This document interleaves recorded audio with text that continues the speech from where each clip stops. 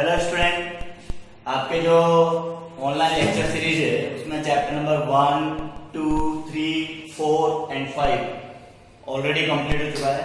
तो आप लोगों का आज का होमवर्क है कि आप उसके कुछ एनसीईआरटी क्वेश्चन देख लेना एक बार। सिंपल है, कोई दिक्कत नहीं है। देखो चैप्टर नंबर 6 जो ईएमआई चैप्टर है उसको स्टार्ट कर रहे हैं आज।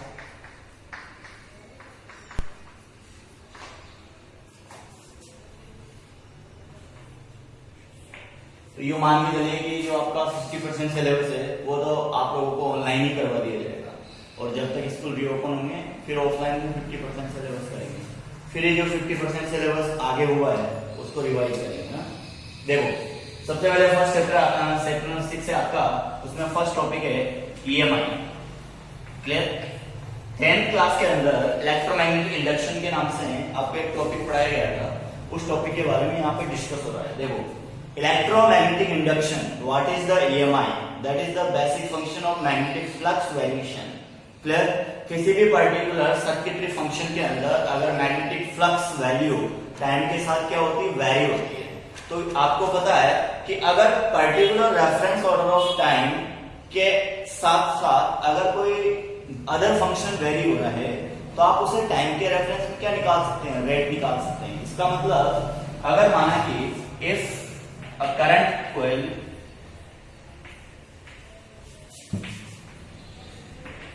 connect with magnetic field lines। Clear? अगर माना कि कोई एरियल लूप है, एरियल लूप मतलब सर्कुलर लूप हो सकता है, स्क्वायर लूप हो सकता है, रेक्टेंगुलर लूप हो सकता है, या किसी पर्टिकुलर अदर सेट में हो सकता है, लेकिन it's a complete close loop, it is connected by magnetic field lines. इसमें से मैग्नेटिक फील्ड लाइंस क्या हो रही है, कनेक्ट हो रही है। तो that is simple order of magnetic flux. उसे आप जनरल लैंग्वेज में क्या बात करेंगे, मैग्नेटिक फ्लक्स की बात करेंगे। अब यहां बोल रहा है कि that is the very with time. Time के साथ क्या हो रहा है बेटा, ये वेरिएशन में है। तो सपोज अगर कोई से कनेक्टेड मैग्नेटिक फील्ड की बात करें या मैग्नेटिक फ्लक्स ऑर्डर निकाला है तो टाइम t1 के साथ उसे φ1 कंज्यूम करेंगे और टाइम t2 के साथ φ2 कंज्यूम करेंगे। Then what is the variation in time order? इस डेल्टी टाइम ऑर्डर में डेल्टी जो टाइमिंग स्लॉट है उसमें फ्लक्स वेरिएशन φ1 से φ2 तक गया। तो जो आपको डेफिनेशन दिखाई गई है, the variation in the magnetic flux with reference to the time that is produced to the induction. Clear? Magnetic induction इसे कहा गया है with reference to electricity. EMI एक सिंपल प्रोसेस है जिससे आप इंड्यूस्ड करंट और इंड्यूस्ड ईएमएफ को फाइंड आउट कर सकते हैं। आपने 10th क्लास के अंदर ये अच्छी तरह पढ़ा है कि इलेक्ट्रिक जनरेटर का जो बेसिक फंक्शन है वो किस पे बेस्ड होता है। इलेक्ट्रिक जनरेटर का जो बेसिक फंक्शन है वो कंप्लीटली ईएमआई पे बेस्ड होता है। क्लियर? अब मैं थोड़ा आपको चैप्टर नंबर 4 की तरफ लेके चलता हूँ, जहां पे मैंने FLHR का नियम दिया था। FLHR what is full form? Fleming left hand rule. Clear? अब मैं इसी चैप्टर के अंदर इस फ्लेमिंग का जो सेकंड लॉ है, फ्लेमिंग राइट हैंड रूल, इसको पढ़ेंगे। क्लियर? तो बेटा वहां पे मैंने जायज औलाद की बात करी थी। मैंने आपको बोला था कि जब मैं फ्लेमिंग का लेफ्ट हैंड यूज कर रहा हूँ पढ़ाने के केस पे, तो मैं आपको जायज बच्चे के बारे में बताऊंगा। तो देखिए, ये था फादर, ये थी मदर और ये थी चाइल्ड। क्लियर? यहाँ पे नंबर ऑफ 3 केस थे। अब आपको ईएमआई के अंदर जो इंड्यूस्ड करंट मिलने वाली है उसके बारे में डिस्कशन कर पाएंगे। इंड्यूस्ड मतलब एप्लीकेबल करंट को आप वहां पे कंसीडर कर रहे थे जायज बच्चे के साथ, और उस एप्लीकेबल करंट के रेफरेंस में इंड्यूस्ड करंट का क्या हो रहा है, प्रोडक्शन हो रहा है। That is the induced current, जो केवल एक प्रेरित फॉर्मेट में क्या हुआ है, उत्पन्न हुआ है। तो ये इंड्यूस्ड फंक्शन जो होगा वो किस में आ जाएगा, राइट हैंड की तरफ आ जाएगा, और राइट हैंड से आप उसे क्या जनरेट करेंगे कि दैट इज द कंसिडर है नाजायज बच्चा। इसका मतलब क्या हो जाएगा, राइट हैंड रूल को यूज करेंगे। देखिए F फोर्स को ये डिनोट करेगा, that is represented to the father. M को ये रिप्रेजेंट करेगी, that is the represented to the magnetic flux. Clear? लेकिन ये जो मिडिल फिंगर है ये इंड्यूस्ड करंट को यहाँ पे रिप्रेजेंट करेगी इस चैप्टर में। तो इंड्यूस्ड करंट का मतलब क्या हुआ, एप्लीकेबल जो करंट है उसके रिवर्स में जनरेट, एप्लीकेबल जो करंट होती है इसे अपन एक सिंपल लैंग्वेज में आईसी डिनोट कर रहे थे। और मैंने आपको बोला था कि ये लेफ्ट हैंड के अंदर जो मैंने पढ़ाया है फादर मदर एंड चाइल्ड वाला कॉन्सेप्ट, तो यहाँ पे इसको क्या बोल दिया बेटा, जायज। क्लियर, जो मतलब रूल रेगुलेशन के अकॉर्डिंग क्या हो रहा है, पैदा हो रहा है, ठीक है। लेकिन यहाँ पे जो इसको रिवर्स में आइडेस, तो आइडेस एक तरह से इंड्यूस्ड करंट है। क्या है, इंड्यूस्ड करंट। इंड्यूस्ड मतलब एक तरह से अपनी लैंग्वेज में बात करेंगे सर नाजायज। क्लियर, तो जायज और नाजायज का मतलब आप समझ गए कि एक बच्चे को आपको कहाँ रखना है, लेफ्ट हैंड में रखना है, इसका मतलब फ्लेमिंग लेफ्ट हैंड रूल हो जाएगा। और दूसरा जो केवल प्रेरित इंडक्शन फॉर्मेट में पैदा हुआ है करंट, करंट बोले तो चाइल्ड, चाइल्ड बोले तो बच्चा, ठीक है। तो यहाँ पर फ्लेमिंग और राइट दोनों का यूज करेंगे। अब ये तो केवल एक सिंपल EMI फॉर्मेट यहाँ पे स्टार्ट किया है कि इलेक्ट्रोमैग्नेटिक इंडक्शन का जो फॉर्मेट है वो कैसे कंप्लीट होता है। अब सेकंड बात करते हैं कि इंड्यूस्ड फंक्शन क्या होता है। क्लियर, तो इंड्यूस्ड फंक्शन का यहाँ पर फंक्शन देखिए। अब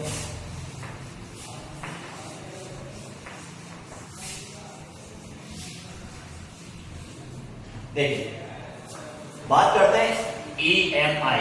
अब इसका फुल फॉर्मेशन देखिए, क्या फुल फॉर्म होता है इसका, electro magnetic induction. Clear, induction जो वर्ड है वो आपको मैं चैप्टर नंबर 1 में पढ़ा चुका हूं। Induction format is represented to the induced current.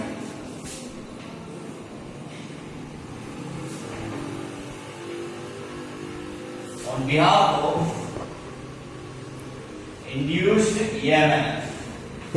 Clear, induction एक ऐसा फॉर्मेट है जिसमें आपको कांटेक्ट नहीं रखना होता। सिंपल सा फैक्ट है जो मैंने आपको पहले बता दिया, विदाउट कांटेक्ट।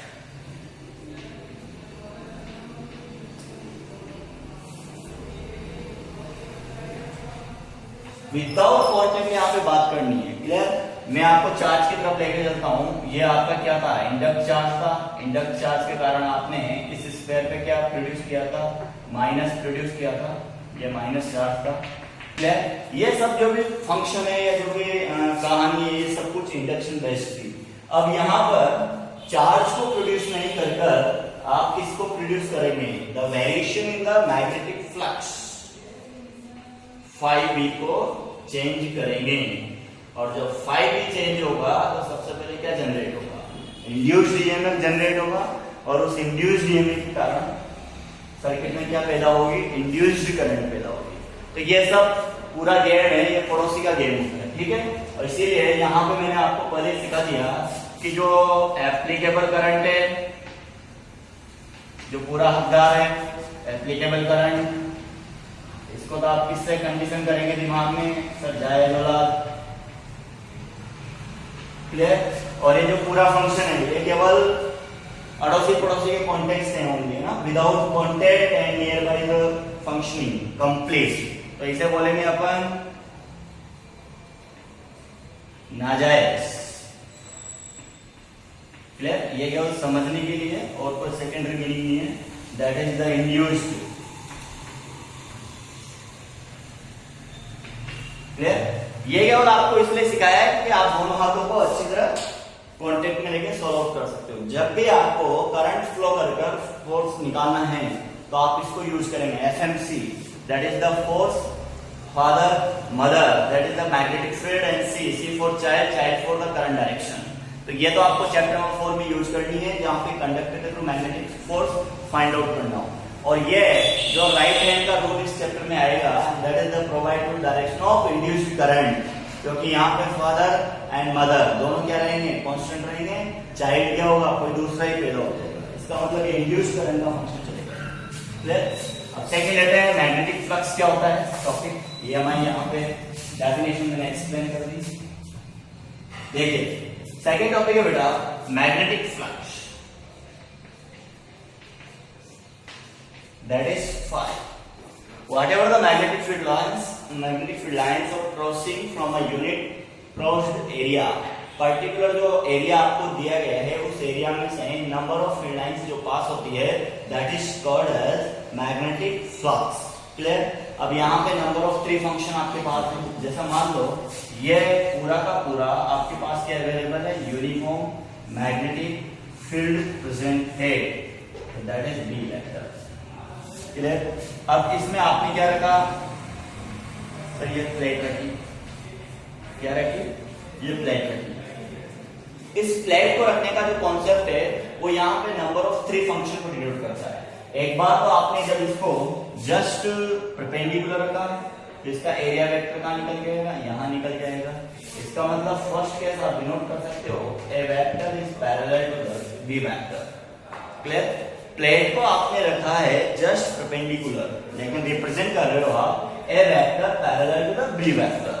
इसका मतलब थीटा क्या हो गया, थीटा हो गया 0 डिग्री. अब यहाँ पे फाई जो फंक्शन होता है वो होता है बी डॉट ए. ये पढ़ा हुआ है कॉलेज से और सिखाया भी मैंने है. B A cos theta. मतलब इलेक्ट्रिसिटी की बात करें तो इलेक्ट्रिक मैग्नेटिक फ्लक्स काउंट होता है ई डॉट ए से, और फाई की बात करें तो ये काउंट होता है बी डॉट ए से. बी डॉट ए से जो आउटपुट होगा वो बी ए कॉस थीटा होगा. क्लियर. अब इसमें आपको क्या करना है, थीटा की वैल्यू 0 पुट कर दो, that is the phi maximum. Maximum is D A. Clear. अब सेकंड केस की अपन बात करें कि इस प्लेट को जो मैंने मैग्नेटिक फील्ड के जस्ट परपेंडिकुलर रखा है तो परपेंडिकुलर के बाद उसको क्या कर दो, पैरेलल कर दो. अब जैसे मान लो सेकंड में प्लेट को पैरेलल किया तो मैग्नेटिक फील्ड इस डायरेक्शन में है और एरिया वेक्टर कहाँ जाएगा, इस डायरेक्शन में आ जाएगा. इसका मतलब थीटा क्या हो गया, 90 डिग्री हो गया. तो आप इसे रिप्रेजेंट करेंगे थर्ड केस. सेकंड केस के लिए a vector perpendicular to the b vector and theta is equal to 90 degree और cos 90 क्या होता है 0, that is the phi minimum is equal to 0. लेकिन अगर कोई अनदर केस है कि सर ये प्लेट्स यहाँ पर परपेंडिकुलर या पैरेलल के केस में नहीं होगा, किसी ऐसे केस में आ गई है जहाँ पे ये थीटा एंगल को डिनोट करता है, तो फिर आपके पास जो फॉर्मूला बनेगा बेटा वो बनेगा फाई बराबर बी ए कॉस थीटा. जैसे मान लो that is the B vector, ये पूरा का पूरा बी वेक्टर है और यहाँ पे जो एंगल बना वो एंगल इस फील्ड के कारण बना है. ठीक है. अब इस फील्ड के कारण जो एंगल बन रहा है उसकी बात करते हैं, that is the area vector और एरिया वेक्टर इसके साथ थीटा एंगल बना रहा है. तो what is the flux B A cos theta. और आपको पता है phi B is equal to B dot A जो आउटपुट में मिलेगा उसको काउंट करेंगे. क्लियर. मैग्नेटिक फील्ड वेक्टर का एरिया वेक्टर के साथ डॉट प्रोडक्ट लेने पर जो आउटपुट आता है वो आता है मैग्नेटिक फ्लक्स. इसका मतलब मैग्नेटिक फ्लक्स कौन सी क्वांटिटी हुई, स्केलर क्वांटिटी हो गई. क्लियर. तो यहाँ पर इलेक्ट्रोमैग्नेटिक इंडक्शन के स्टार्टअप पॉइंट में केवल आपके पास दो ही फिनोमेना गिवन है. First is what is the EMI, second is what is the changes occurs in EMI और third is what is the magnetic flux. Clear? ये यहाँ पे कंप्लीट होता है. अब मैग्नेटिक फ्लक्स की डेफिनेशन के बारे में बात करेंगे. देखो फाई मैक्सिमम की जो वैल्यू आई है वो फाई मैक्सिमम की जो वैल्यू है वो आई है फाई बराबर बी है. क्या आई है, फाई बराबर बी है. देखो ये मैक्सिमम. क्लियर. अब यूनिट आपको अगर फाइंड आउट करनी है, यूनिट ऑफ फाई, तो यूनिट ऑफ फाई में आप निकाल सकते हैं sir weber upon metre square into आगे मीटर स्क्वायर, एरिया से एरिया करेगा बी वेबर. क्लियर. तो what is the unit of magnetic flux, that is the weber. Clear. अब अगर मान लो एक क्वेश्चन आ जाता है कि define to the 1 weber. Simple question. Magnetic flux 1 weber magnetic flux how to define, कैसे डिफाइन करना है. तो इसका एक सिंपल कॉन्सेप्ट है कि फाई बराबर क्या होता है सर बी ए होता है. ठीक है. 1 टेस्ला का जो मैग्नेटिक फील्ड जनरेट किया है उसमें 1 मीटर स्क्वायर का आप क्या कर दो, एरिया रख दो। The number of field lines it is passing through this loop that is denoted to the 1 weber magnetic flux. Complete है, क्योंकि आपको जो फॉर्मूला दिया गया है वो क्या है, फाई बराबर d into A that is the 1 tesla into 1 metre square. Tesla क्या होता है, वेबर अपॉन मीटर स्क्वायर होता है, से ये काट दिया, that is the 1 flux is related to the 1 weber. Clear? तो ये सेकंड टॉपिक आपका जो शॉर्ट टॉपिक था यहाँ फिनिश होता है। क्लियर? नेक्स्ट पार्ट में ले जाएंगे फैराडेज एक्सपेरिमेंट। हेलो स्टूडेंट्स, देखिए बेटा नेक्स्ट टॉपिक है आपका इंड्यूस्ड करंट फंक्शन को समझने के लिए the experiment of Faraday and Henry. ठीक है, यहाँ पे दो साइंटिस्ट क्या हैं, इन साइंटिस्टों ने सबसे पहले प्रैक्टिकल किया। फिजिक्स के अंदर जो मेन बात होती है, जो मेन कंडीशन होती है वो होता है बेटा condition change then result change. यही फिजिक्स होती है सही नहीं। अगर आप कंडीशन को चेंज करोगे तो your result should be changes, completely change हो जाएगा। क्लियर? फिजिक्स यही सिखाती है कि आप जैसा पढ़ोगे वैसा रिजल्ट आएगा। क्लियर? आपकी कंडीशन ये है कि आप 10-10 दिन का ब्रेक लगा के स्टडी कर रहे हैं तो फिर रिजल्ट भी आपका क्या आएगा, उसी के अकॉर्डिंग आएगा। अगर आपकी कंडीशन ये है कि आप daily to daily complete to complete work कर रहे हैं और डेली का वर्क डेली अंडरस्टैंड कर रहे हैं, जो भी है कंप्लीट है, तो रिटन वर्क और एक्सप्लेनेशन सब कंप्लीट हो रहा है, तो आपका जो आउटपुट रिजल्ट होगा वो भी क्या होगा, उसी अकॉर्डिंग आएगा। तो यहाँ पर जो फैराडे एंड हेनरी है, देखिए इन्होंने कंडीशन कैसे चेंज करी। सबसे पहले एक्सपेरिमेंट नंबर 1 को लेते हैं। क्लियर? एक्सपेरिमेंट नंबर 1 में इन्होंने केवल मैग्नेट को लिया हुआ है, बार मैग्नेट की मूविंग को रिप्रेजेंट किया हुआ है। यहाँ पे जो मैग्नेटिक इंडक्शन हो रहा है वो कंप्लीटली एक बार मैग्नेट के रिप्रेजेंट में किया हुआ है। क्लियर? सबसे पहले क्या रिप्रेजेंटेशन दिया, रिप्रेजेंटेशन ये था कि आपने एक पर्टिकुलर कॉइल को गैल्वेनोमीटर के साथ अटैच किया। क्लियर? और उसके बाद किसी पर्टिकुलर एक बार मैग्नेट को इसकी तरफ मूव ऑन कर रहे हैं। इसका मतलब क्या हो गया, the north pole of the bar magnet move towards the coil. Clear? अब जैसा मान लो ये बार मैग्नेट है। क्लियर? इस बार मैग्नेट में इधर नॉर्थ पोल है, इधर साउथ पोल है। बार मैग्नेट यहाँ पर है। जब बार मैग्नेट यहाँ पर है तो यहाँ से मैग्नेटिक फील्ड लाइंस क्या होगी, निकलेगी। क्लियर? अब धीरे धीरे मैग्नेटिक जो बार मैग्नेट है वो कॉइल की तरफ क्या हो रही है, बढ़ रही है। इसका मतलब उधर से निकलने वाली मैग्नेटिक फील्ड लाइंस का जो बंच है वो इस कॉइल के एरिया से क्या हो गया, बढ़ रहा है। इसका मतलब इस केस में क्या हुआ, व्हेन मैग्नेट मूविंग टुवर्ड्स, इस डायरेक्शन में अगर मैग्नेट का नॉर्थ पोल आता है तो क्या हो रहा है, फ्लक्स फाई क्या होता है, फ्लक्स इंक्रीज होता है। क्लियर? अब फैराडे ने गेम खेला कि यार अपन जब इसको लेके आ रहे हैं तो क्या देखने को मिला, देखने को यह मिला कि the linking magnetic field flux changes very in the condition. इसका मतलब यहाँ क्या हो गया, जो ईएमएफ इंड्यूस्ड होगा उसे जनरेट करते हैं अपन d∅/dt के टर्म्स में। किससे रिप्रेजेंट करते हैं, the rate of variation in the magnetic flux. Clear? तो आपको ये देखने को मिला कि टाइम के अकॉर्डिंग में क्या हो रहा है, ये बढ़ रहा है। इंड्यूस्ड क्या हो रहा है, बढ़ रहा है फ्लक्स। अगर टाइम के रेफरेंस में फ्लक्स ऑर्डर बढ़ रहा है तो कहीं ना कहीं ईएमएफ, इंड्यूस्ड ईएमएफ जो मिला है वो इंड्यूस्ड ईएमएफ भी क्या हो रहा है, बढ़ रहा है। अब इंड्यूस्ड ईएमएफ है तो वो कॉइल के रेजिस्टेंस के बेस पर क्या देगा, इंड्यूस्ड करंट देगा। इंड्यूस्ड करंट डायरेक्शन कहां से कहां की ओर हो रही है, इस डायरेक्शन से इस डायरेक्शन की ओर। Whatever the deflection will be generated in this galvanometer, deflection जो जनरेट होगा वो अभी इस डायरेक्शन में जनरेट होगा। क्लियर? सेकंड केस, जब वो बार मैग्नेट को लेते हुए आ रहा था किसी एक जंक्शन पे या किसी एक पॉइंट पे, कुछ डिस्टेंस पे, कॉइल से कुछ डिस्टेंस पहले उसने इसको क्या कर दिया, स्टॉप कर दिया। मतलब बार मैग्नेट अब क्या हो गई, स्ट्राइक कर दिया। क्लियर? अब जब बार मैग्नेट को कॉइल के रेफरेंस में उसने क्या कर दिया, कांस्टेंट कर दिया, तो that is nothing changes in order of magnetic flux. इसका मतलब अब फाई क्या हो गया, कॉइल से जो लिंक्ड फ्लक्स था, कॉइल से लिंक्ड जो फ्लक्स था वो क्या हो गया, कांस्टेंट। क्लियर? जब फ्लक्स यहाँ पे कांस्टेंट हो गया तो डेल फाई की वैल्यू क्या होगी बेटा, 0। और डेल फाई की वैल्यू जब 0 है तो लिंक्ड मैग्नेटिक फ्लक्स के बेस पे जो इंड्यूस्ड ईएमएफ जनरेट होने वाला है उसकी वैल्यू भी क्या हो गई, 0 हो गई। इसका मतलब ईएमएफ यहाँ पर क्या हो जाएगा, इंड्यूस्ड ईएमएफ, इसलिए ईएमएफ डैश लगा है, ई डैश लगाया है। EMF should be 0 in this case. Now the order is deflection. Second case में क्या हो जाएगा,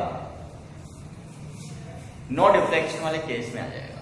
क्यों आ जाएगा, क्योंकि यहाँ पे जब ईएमएफ 0 है, ई डैश 0 है, ए डैश 0 है, तो इंड्यूस करंट भी क्या हो जाएगा, 0 हो जाएगा।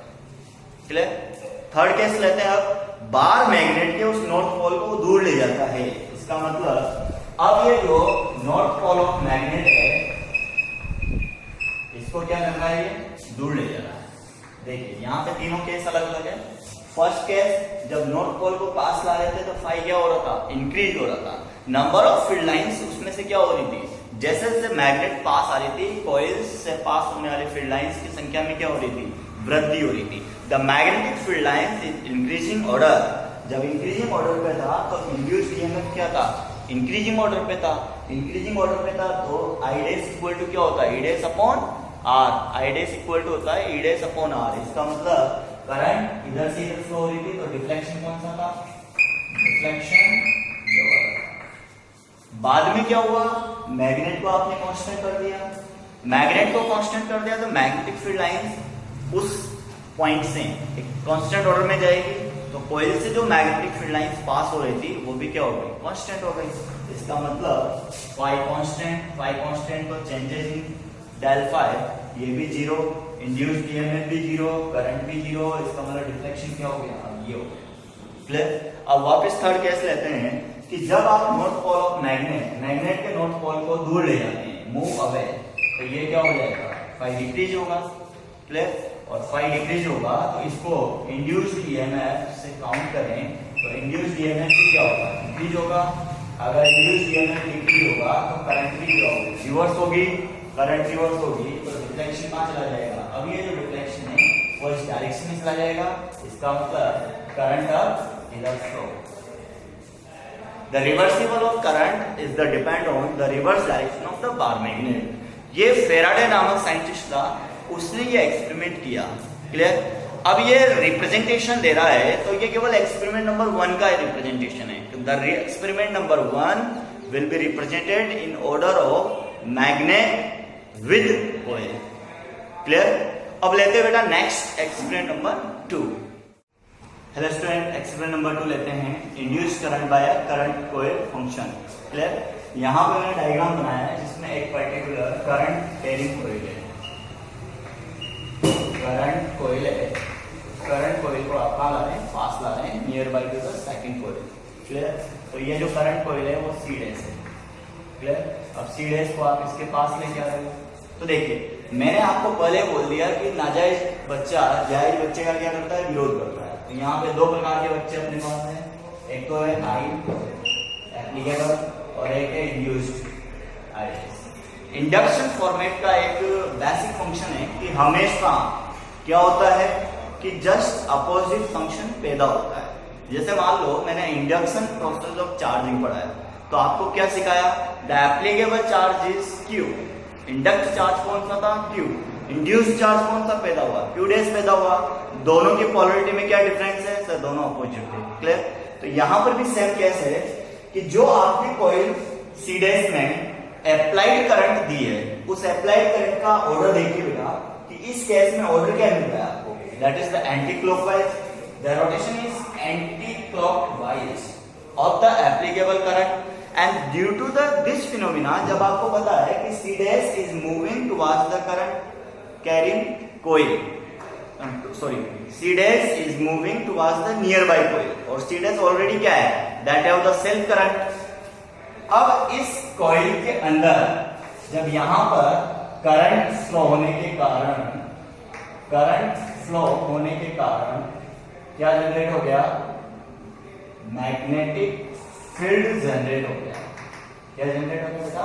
Magnetic field. Each and every loop that is represent the pole of magnet, that is the north pole if anti-clockwise current flow one sided and that is the south pole in the other sided। तो यहाँ पर आपको मैंने current flow के कारण जो magnetic field generate होता है लूप में, वो मैंने आपको पढ़ाया mu naught I upon 2R। Clear? अब ये जो मैग्नेटिक फील्ड है वो इस साइड क्या ले रहा है सर? इस साइड जो करंट फ्लो हो रही है वो एंटी क्लॉकवाइज डायरेक्शन में फ्लो हो रही है। इसका मतलब सॉरी क्लॉकवाइज डायरेक्शन में फ्लो हो रही है यहाँ से, इसका मतलब यहाँ साउथ बन रहा है और यहाँ पे एंटी क्लॉकवाइज करंट फ्लो हो रहा है, that is the north. Clear? इसका मतलब नॉर्थ और साउथ का गैप हो गया यहाँ पे कि north pole is provide to the magnetic field lines in the exit order and south pole is attend the all magnetic field lines near by it. तो ये क्या हो रहा है? That is the north pole order of magnetic field निकलकर south में होकर centre पर है। अब जो कॉइल जनरेट हुई है उस कॉइल के नियर बाय आपने कोई अनदर कॉइल सी रख दी, so all magnetic field lines it is passing through these areas and it is the order of 1 by 1 time के रेफरेंस में बात करें तो फ्लक्स क्या हो रहा है? इंक्रीज हो रहा है। Linked with this coil C, flux variation क्या हो रहा है सर? इंक्रीज हो रहा है। तो इंड्यूस्ड ईएमएफ का जो फॉर्मूला है del phi upon del t, उसके बेस पर बात करें E डैश की वैल्यू क्या हो रही है? इंक्रीज हो रही है। Now current I dash also increase। देखिए बेटा, whatever the deflection in this case, the current I dash है, induced current है, current I dash कौन सी है? induced current, उसका डायरेक्शन फ्लो कहाँ होगा? इस डायरेक्शन में होगा। क्लियर? सेकंड केस, अगर आपने इस कॉइल को जिसको आप मूव ऑन कर रहे थे उस कॉइल को क्या कर दिया बेटा? स्टॉप कर दिया किसी पर्टिकुलर पॉइंट पे। अब सेकंड केस में क्या कर देंगे? C dash would be stop। अगर C डैश को स्टॉप कर दिया तो फाई क्या हो जाएगा? कांस्टेंट। डेल फाई क्या हो जाएगा? 0। इंड्यूस्ड ईएमएफ क्या हो जाएगा? 0।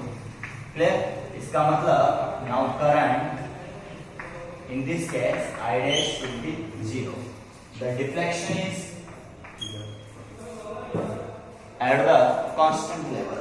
इसका मतलब इंड्यूस्ड करंट डिफ्लेक्शन की बात करें तो पहले करंट क्या हो रही थी? इधर से इधर फ्लो हो रही थी, अब डिफ्लेक्शन क्या हो गया? स्थिर हो गया। क्लियर? अब थर्ड केस में बात करें कि दिस करंट कॉइल, ये जो करंट कॉइल है इसको क्या कर रहे हैं बेटा? रिवर्स ले। Clear? Current coil C dash को जब आप वापस दूर ले जाएंगे इसका मतलब क्या हो जाएगा? जो फाई इंक्रीज था तो फाई क्या हो जाएगा? डिक्रीज हो जाएगा। अगर ये फाई की वैल्यू डिक्रीज हो गई तो इंड्यूस्ड ईएमएफ स्पीड क्या होगा? डिक्रीज होगा। इंड्यूस्ड ईएमएफ जो इंक्रीज ऑर्डर में था वो डिक्रीज होगा। इसका मतलब करंट I डैश भी क्या होगी? डिक्रीज होगी। जो करंट अमाउंट पैरामीटर सेट हुआ था इंडक्शन के कारण, अब उसकी वैल्यू क्या होगी? गिरेगी। क्लियर? इसका मतलब जो डिफ्लेक्शन है वो डिफ्लेक्शन अब क्या हो जाएगा? इस डायरेक्शन में हो जाएगा, इसका रिवर्स हो जाएगा। क्लियर? तो ये आपका जो सेकंड फंक्शन है वो सेकंड फंक्शन भी यहाँ पे फिनिश होता है। Experiment to induced current by current coil. पहला वाला जो आपका फॉर्मेट था वो केवल मैग्नेट बेस्ड था और सेकंड वाला जो फॉर्मेट है वो केवल करंट कॉइल बेस्ड है। क्लियर? इसके बाद लेते हैं बेटा नेक्स्ट एक्सपेरिमेंट नंबर थर्ड। देखिए बेटा एक्सपेरिमेंट नंबर थर्ड लेके आए, इसमें induced current in coil when current is very, current is very in C dash coil. पहले आपको जो कॉइल का एक्सपेरिमेंट सॉल्व करवाया था उस कॉइल के एक्सपेरिमेंट में आपने जो करंट ली थी उस करंट को कांस्टेंट रखते हुए आपने उस करंट को मूव ऑन करवाया था। क्लियर? आज जो फंक्शन सॉल्व कर रहे हैं करंट के रिगार्डिंग, तो इसमें सबसे पहले कॉइल में प्लस और माइनस बैटरी है, यहाँ से करंट पास होगी के आपका की यूज हो रहा है, amount of current is varying, the applied current is varying. Clear? यहाँ पे फर्स्ट जो थर्ड है, थर्ड एक्सपेरिमेंट है, फर्स्ट सेकंड से थोड़ा डिफरेंट है। यहाँ पे लिखेंगे the applicable current I is changes। सबसे पहले जो चेंजेस मिलेगा वो किसमें मिलेगा? I में मिलेगा। क्लियर? इस कॉइल से रिलेटेड जो मैग्नेटिक फील्ड जनरेट होगा वो जनरेट होगा mu naught I upon 2R। इसका मतलब B अब क्या हो जाएगा? चेंजेस हो जाएगा। अगर B चेंज हो रहा है तो वो B किसको रिप्रेजेंट करेगा? यहां से निकलने वाली मैग्नेटिक फील्ड लाइंस डेंसिटी, इसको रिप्रेजेंट करेगा। जो फर्स्ट कॉइल दी गई है सीधे, उससे जो आउट में आ रही है magnetic field lines due to the magnetic field, वो क्या हो जाएगी बेटा? वेरी हो जाएगी। मैग्नेटिक फील्ड लाइंस अगर वेरी हो गई तो यहां पे जो लिंक्ड मैग्नेटिक फ्लक्स है, इससे linked magnetic flux with C, वो क्या हो जाएगा? वेरी हो जाएगा। इसका मतलब इनडायरेक्टली आपको बोल दिया del phi upon del t, the induced EMF क्या हो गया? ये सीधा सट समझाया। करंट कैरिंग कॉइल को आपको मूव ऑन करवाना ही नहीं है, आपको क्या करना है? स्विचिंग से सॉल्व करना है। कभी ऑन किया, कभी ऑफ किया। सपोज आपने ऑन किया तो ऑन करते सबसे पहले क्या चेंज होगा बेटा? आई चेंज होगा। Amount of current in C dash vary according to the switching. Now इसके कारण जो मैग्नेटिक फील्ड जनरेट होता है इसमें mu naught I upon 2R, वो क्या होगा? डायरेक्टली वेरी होगा। अगर ये वेरी हो गया तो इसके कारण B क्या हो गया? चेंजेस हो गया। क्लियर? और B चेंज हो गया तो magnetic field linked with density, magnetic field line, sorry magnetic field lines occurs in this section, क्योंकि यहां से मैग्नेटिक फील्ड लाइंस कहां जाएगी? इधर जाएगी। क्लियर? और यह मैग्नेटिक फील्ड लाइंस अगर इधर वेरी करेंगी कहीं ना कहीं तो क्या होगा? सर जब मैग्नेटिक फील्ड लाइंस वेरी कर रही है तो इनसे लिंक्ड इस एरिया के साथ वो क्या होगा? फ्लक्स को लिंक करेगी, और इस एरिया के साथ अगर फ्लक्स को लिंक करेगी तो वो भी क्या होगा? चेंज। क्लियर? यहां से क्या मिलेगा? इंड्यूस्ड करंट I डैश मिलेगा, जो केवल चेंजेस I डैश का जो वेरिएशन है वो केवल चेंजेस है इस पर बेस्ड, और ये किस पे चेंज है? Magnetic flux, magnetic field lines पे बेस्ड। और मैग्नेटिक फील्ड लाइंस कहाँ चेंज हो रही है? B पे, और B कहाँ चेंज हो रहा है? I पे। तो ये पूरी एक चेन बनी हुई है कि the amount of production in case of induced current is basically depend on applied current। Clear? तो ये सब कुछ जो वैल्यू फंक्शन है ये कंप्लीटली इंडक्शन बेस्ड है, और इंडक्शन में आपको फिर भी समझा रहा हूं कि that is the production amount of current without any contact of the electric source. आप ये देखिए कि मैंने आपको एक्सपेरिमेंट नंबर 1, 2, 3 तीनों करवाए हैं। कहीं से कहीं तक जिस कॉइल में इंड्यूस्ड करंट फ्लो हो रहा है, क्या उसको आपने किसी इलेक्ट्रिक सोर्स से जोड़ा? नहीं जोड़ा। इसका मतलब क्या हुआ? फ्लेमिंग का लेफ्ट हैंड जब आप यूज करेंगे जब एप्लीकेबल करंट का केस हो, और फ्लेमिंग का राइट हैंड आप कब यूज करेंगे? जब इंडक्शन करंट का केस हो, to find out the its direction. Clear? तो आज केवल मैंने एक्सपेरिमेंट नंबर 1, 2, 3 तीनों एक्सपेरिमेंट यहाँ पे समझाए हैं, और नेक्स्ट लेक्चर फेराडे और हेनरी के जो लॉज हैं इन एक्सपेरिमेंट पे based whatever the result should be done from this one experiment to experiment, third experiment in the theoretical order, जो भी नेक्स्ट वो आपको रिटन लैंग्वेज में दिया जाएगा। ओके बेटा, थैंक यू।